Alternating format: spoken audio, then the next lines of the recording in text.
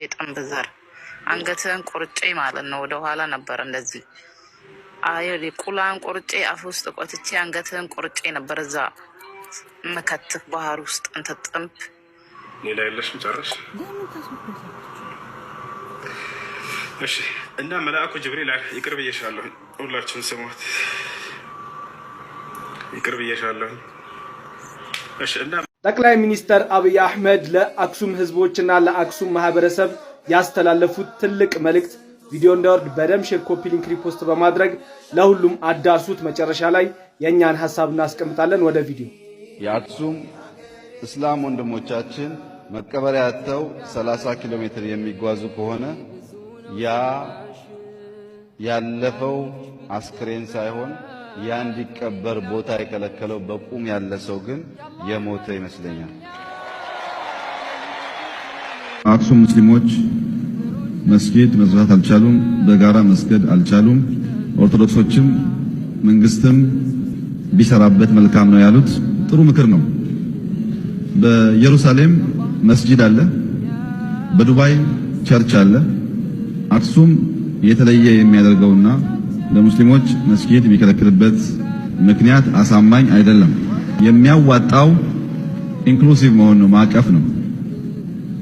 በእስልምና እምነት መስጊድ ምልክት ነው እንጂ ሰው በቤቱ በሰፈሩ መስገድ ይችላል። መስጊድ በመከልከል እስልምናን ማስቆም ስለማይቻል መስጊድ መከልከል ተገቢ ነው ብዬ በግል አላምንም። ህገ መንግስታዊ ነው ብዬም አላምንም። ከዚህ ትልቅ መልእክት ምን ተረዳችሁ?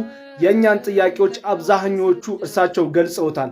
አሁን የቀረው ወደ መሬት አውርዶ ማስፈጸም ብቻ ነው። ይህንንም ለማድረግ ደግሞ የመጅሊስ አካላቶችና የሚመለከታችሁ አካላቶች በጠቅላላ አንድ ሆናችሁ ከኛም ጋር ተሳስራችሁ ይሄን ነገር እስከ መጨረሻው ላያዳግም መፍትሄ ልታሰጡት ይገባል። የእናንተን ሐሳብ አስተያየት ኮሜንት ላይ አስቀምጡልን። ቪዲዮ እንዳወርድ በደንብ ኮፒ ሊንክ ማድረጋችሁ እንዳትረሱ።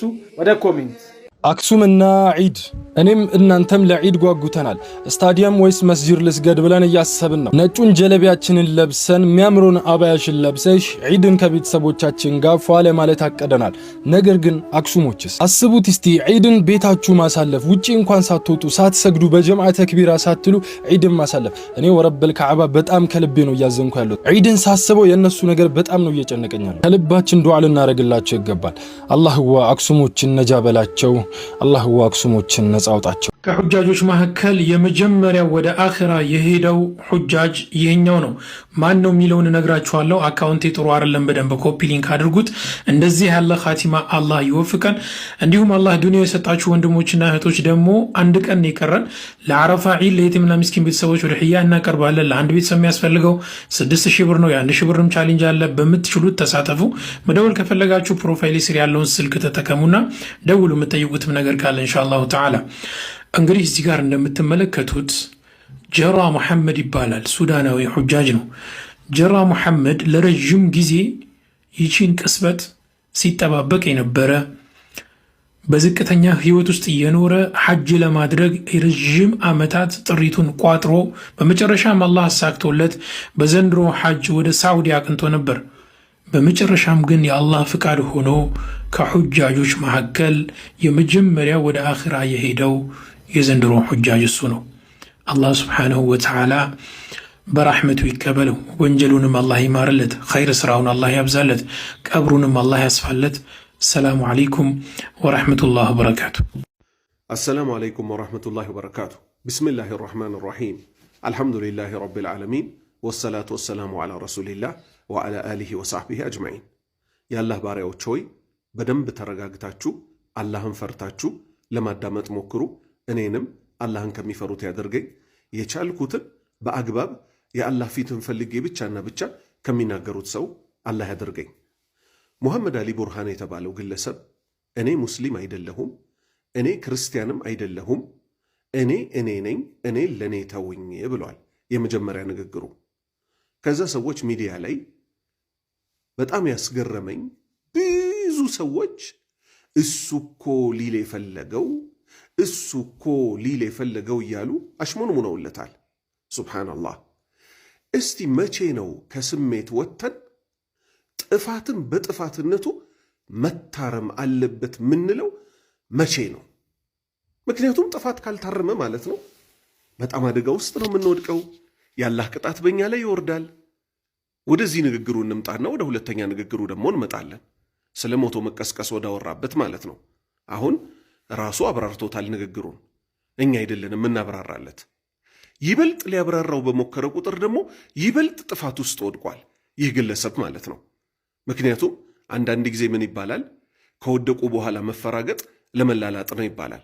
ቀላል ነበር ትዕቢት የሌለበት ሰው ቢሆን ይሄ ንግግር ከቁርአን ከሐዲት ይጋጫል ብሎ ቁርአንና ሐዲትን ጠንቅቆ የሚያውቅ ሰው ከሆነ። ስነ ጽሑፍ ማወቅና ቁርአንና ሐዲትን ማወቅ የተለያየ ነው። የስነ ጽሑፍ ሰዎች የመሰላቸውን ይናገራሉ፣ ከዛ ከባድ ክስረት ውስጥ ይወድቃሉ። እኛ ደግሞ ልንጠነቀቅ የሚገባው አላህ እንዳለው ወአንቱም ላ ተሽዑሩን፣ እናንተ ልብ ሳትሉ ስራችሁ እንዳይበላሽባችሁ ተጠንቀቁ ነው ያለው። ፊት ለፊትማ ይሄ መጠጥ መጠጣት፣ ዝሙት መስራት፣ እነዚህ ፊት ለፊት የሚታዩ ስለሆኑ አጥፊው ሰው ራሱ ይጠነቀቃቸዋል። የሚያይም ሰው ይሄ ነገር ጥፋት መሆኑን ያውቃል። ልክ እንደዚህ ግን ሳያውቁት እስልምና ማጣት አለ፣ ሳያውቁት የልብ መታሸግ አለ። ይሄም መግቢያ ካደረግኩኝ እንዴት ካል የመጀመሪያ ንግግሩ ከየት እናነሳለን? ክርስቲያን አይደለሁም ካለበት እናንሳ። ምን ያገናኘዋል? ሙስሊም ነኝ ሲል የኖረ ሰው እኔ እኮ ክርስቲያንም አይደለሁም የሚለው ማን ክርስቲያና አለውና ነው መጀመሪያውኑ ክርስቲያን አይደለሁም የሚለው? ሀታ ከክርስትና ቢመጣ ራሱ ከክርስትና ሃይማኖት መጣሁ ቢል ራሱ አላህ ክርስቲያን አድርጎ አልፈጠረውም። እሱ ምንድን ነው የሚለው? እኔን ለእኔ ተዊኝ ነው ያለው። እኔ እኮ ማለት እኔ እኮ እነዚህ እኔ የተረዳሁት ማለት ይሄ የሙስሊሞች መንገድ ሳይሆን የሸይጧን መንገድ ነው። ሸይጧን፣ ፊርዓውን፣ ቃሩን እና አቡ ጀህል እነዚህ ሁሉ እኔ አሉና ከመንገድ ወጡ። ላሐውለ ወላ ቁወተ ኢላ ቢላህ፣ ኃይልም ብልሃትም ጥበብም ከአላህ ውጭ ግን የለም ያለ ሰው ምን ይሆናል? የአላሁ ስብሓነሁ ወተዓላን የመመራት መንገድ ያገኛል። ነቢዩ ሰለላሁ ዐለይሂ ወሰለም እንዳሉት ምን አሉ? ሁሉም የአደም ልጅ በተፈጥሮ ሃይማኖት ላይ ተወለደ አሉ። በምን? በእስልምና ላይ። ስለዚህ ከክርስትና ሃይማኖት ራሱ ቢመጣ እኔ ክርስቲያን አይደለሁም አይልም። ስለዚህ የክርስቲያኖቹን ጨረስን። ወደ ማን እንምጣ? እኔ ሙስሊም አይደለሁም ወዳለው ንግግር እንምጣ። ከዛ በኋላ ሰዎች ማብራሪያ ሊገጥሙለት ሞከሩ። እሱም ማብራሪያ ሊያደርግ ሞከረ። እኔ ልል የፈለግኩት አለና ሱብሓነላህ፣ አሁንም እኔ የምትለው ቃል ገደል ከተተችው። አሁን የምናየው አብዛኛው ሙስሊምና አብዛኛው ክርስቲያን በዘልማድ በባህል ከቤተሰቡ እምነቱን የወረሰ ነው አለ። ኢና ሊላሂ ወኢና ኢለይሂ ራጂዑን። እና ታዲያ ይሄ እኮ ከሆነ ኢስላምን ተምሮ በባህል ወርሰዋል የሚባሉትን ሰዎች ማስተማር እንጂ ማለት ነው። እኔ ብቻ እንጂ ያው በቀጥታ ባይናገረውም እኔ ለእኔ ተውኝ ራሴ ልፈልግበት ሲል ይሄ ሁሉ አብዛኛው ሙስሊም በምን ላይ የተጓዘ ነው አለ? በዘልማድ እምነቱን የያዘ ስለሆነ አለ። ይሄ ምን ይባላል? ተክፊር ይባላል። በጅምላ ሰዎችን ማስከፈር። የዚህ ንግግር ባለቤቶች በዚህ ዘመን እንደነ ሰይድ ቁጡብ የተባለው የግብፅ ደራሲ አለ። ምን ያለበት? ኢርተደቲል በሸርያ፣ የሰው ልጆች በጠቅላላ ከእስልምና ወጥተዋል። አዛን የሚሉት ሰዎች ራሱ የላ ኢላሃ ኢለላህን ትርጉም አልተረዱትም ብሎ ጅምላ ጭፍጨፋ እንደሚባለው ሰዎችን ከእስልምና አስወጥቷል። ይሄም ግለሰብ እኔ ለእኔ ተውኝ፣ ሙስሊሞች የሚባሉት በዚህ ዘመን ያሉት ብዙ ስህተት እየሰሩ ስለሆነ እኔ እነሱን መንገድ አልከተልም፣ እኔ ጌታዬም በእውቀት እየፈለግኩ ነው አለ። እውቀት እየፈለግኩ ነው እንጂ የሚባለው ጌታን እየፈለግኩ ነው አይባልም። ምክንያቱም ነቢዩ ሰለላሁ ዐለይሂ ወሰለምን አላህ ልኮ ራሱን አስተዋውቆናል። አዲስ ምንፈልገው ነገር የለም። ቁጭ ብሎ ቁርአንን፣ ሐዲትን፣ የሶሃባዎችን አረዳድ መማር ብቻና ብቻ ነው የሚጠበቅብን። ሙሐመድ አሊ ቡርሃን እንደሚታወቀው የእውቀት ፈላጊ አይደለም። ቡኻሪን ቀርቶ ሙስሊምን ቀርቶ የተፍሲር ሊቃውንቶችን አስተምሮት ተምሮ አይደለም እኔ እያለ እያወራ ያለው። ፍልስፍናን የተማረው ዩኒቨርሲቲ ገብቶ ለዲኑ ጊዜ ያልሰጠ ሰው ደግሞ እኔ ብሎ ሲናገር ንግግሩ ግማሹ ደህና ቢመስለንም አንዷ ንግግሩ ደግሞ ገደል ልትከተው ትችላለች። በዚህም የተነሳ አሁን ምሳሌ ላምጣለት። ዘይድ ኢብን ነውፈል የተባለ ግለሰብ ከዚህ ሰውዬ ንግግር ጋር በምን መልክ አብሮ ሊሄድ ይችላል የሚለውን እናንሳ። ዘይድ ኢብን ነውፈል ነቢዩ ከመላካቸው በፊት የመካ ሙሽሪኮች ጋር መጥፎ መጥፎ ነገሮች ሲሰሩ ያያል። ለጣዖት ሲታረድ ያያል። ሴቶች ሲበደሉ ያያል። ብዙ ደስ የማይሉትን ነገሮች ሲያይ ያረዳችሁትን አልበላም አለ። ለምን ሲባል ዝናብ ያዘነበላት ሳር ያበቀለላት አላህ ሆኖ ሳለ ከአላህ ውጭ ላለ መስዋዕት እያደረጋችሁ እኔ እሱን አልበላም አለ። ከዛ ወደ ሻም ሄደ። ሻም በሄደበት የሁዳዊ ያገኛል። ወደ እናንተ ሃይማኖት መግባት እፈልጋለሁ አለው። የሁዳዊው ምን አለው? ቡኻሪ ነው የዘገቡት ሐዲቱን ልብ በል። አየ ሙስሊም የሚያወራው ራሱ ቁርአን ሐዲት እንጂ እኔ እያለ አያወራም። የሁዳዊው ምን አለው? ወደኛ ሃይማኖት አትገባም የአላህ ቁጣ በከፊሉ ቢያገኘህ እንጂ አለው። እሱ ምን አለ? ከአላህ ቁጣ አይደለ መሸሽ መፈልገው አለ። የአብርሃምን መንገድ ተከተል አለው። የኢብራሂምም ማለት ነው። አሁንም ሄደ ክርስቲያንን ያገኘ። ክርስቲያኑን ቄስ ምን አለው? ወደ እናንተ ሃይማኖት መግባት እፈልጋለሁ አለው። ወደኛ ሃይማኖት እኮ አትገባም የአላህ ቁጣ በከፊሉ ቢያገኘህ እንጂ አለው። እኔ ከአላህ ቁጣ እንጂ ከማን እሸሻለሁ አለ። ከዛ ምን አለው? የኢብራሂምን መንገድ ተከተል አለው። ከዛ ምን አለ? አዋጅ እኔ የኢብራሂምን መንገድ በመከተል ላይ ነኝ አለ። አላህ ደግሞ ምን አለን?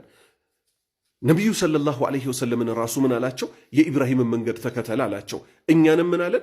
የኢብራሂምን መንገድ ተከተሉ አለ። ነቢዩ ሰለላሁ ዐለይሂ ወሰለም ከተላኩ በኋላ ሐቅ እንጂ ስለሌለ እኔ ሙስሊም አይደለሁም አይባልም። ተስሚያውን ሙስሊም ነኝ የሚለውን እኔ አይደለሁበትም አይባልም። ነኝ እኔ ከሙስሊሞች ነኝ። ወአነ ሚነል ሙስሊሚን እኔ እኮ ከሙስሊሞች ነኝ ነው የሚባለው እንጂ እኔ ሙስሊም አይደለሁም አይባልም። ንግግሩ እኮ ነው ችግር ያለው። በጣም የገረመኝ ብዙዎች ልታሽሞንሙኑለት ሞክራቸዋል። ቁርአን ሐፊዝ የተባለ የመስጂድ አሰጋጅ የተባለ ዳዕዋ አድራጊ ሁሉ የተባለ አስፈራችሁ አይደል? በጣም በቃ ሚሊኒየም አዳራሽ ላይ የቀረበ ሰው ስለነበር በጣም ሰው ዘንድ ስለቀረበ እሱን መቃወም ፈራችሁና ህዝብ በጅምላ እያከፈረ ዝም አላችሁት። ሁለተኛ በአኼራ ሞቶ በመቀስቀስ የሰው ልጅ 10% አይደለም 5% ቢያምን ኖሮ ይሄ ሁሉ ጉዳይ ባልተከሰተ ነበር አለ ሳዲቅ መሐመድ። በጣም አዝኜብሃለሁ፣ በጣም ማለት ነው። ይሄን ንግግሩን ምን ልታደርግለት ሞከርክ?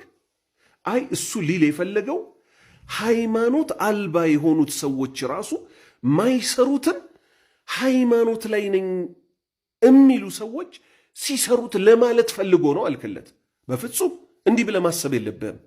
ስሜታዊ ከመሆን አንተም እኔም ልንርቅ ይገባል። ሐቅ ሌላ ቦታ ነው ያለችው፣ የእኛ ስሜት ሌላ ቦታ ነው ያለው። ምክንያቱም ልብ በል ሙስሊሞች ለሶስት ይከፈላሉ። መጠጥ ሚጠጣ፣ ዝሙት ሚሰራ፣ ለዘሩ ሲል ሰው ሚገል ግን ሙስሊም ነው። አላህ ምን አለ? ወሚንሁም ዛሊሙን ሊነፍሲሂ ከሙስሊሞች ውስጥ እኮ ነብሱ የሚበድል አለ። ወሚንሁም ሙቅተሲድ ከነሱ ውስጥ ደግሞ መካከለኛ የሆነ አለ። ወሚንሁም ሳቢቁን ቢልኸይራት ከነሱ ውስጥ ደግሞ በኸይር የሚሽቀዳደም አለ። ሁሉም ግን ምኖች ናቸው? ሙስሊሞች ናቸው። ሌላ ነጥብ ሶሃባዎች እውነት በአኼራ ሞቶ በመቀስቀስ 5% ሳያምኑ ቀርተው ነው? በፍጹም ሙሉ ፐርሰንት አምነዋል። ከመሆኑ ጋር ሰይፍ አንስተው ሸይጣን ገባና በመካከላቸው እርስ በርስ ተገዳደሉ። ስለዚህ ሙሐመድ አሊ ቡርሃን ያነሳው አስተሳሰብ ሃይማኖታዊ ሳይሆን ተክፊራዊ፣ ኡማውን ማክፈር እኔ በሚል በሽታ የተለከፈበት ነው። ሙስሊሞች ሆይ አንድ ነገር ሲመጣ፣ አንድ ክስተት ሲመጣ በቁርአንና በሐዲስ እንፈትሽ። ወሰላሙ አለይኩም ወራህመቱላሂ ወበረካቱ። እንደ ቂጣ አረገኝ እንጂ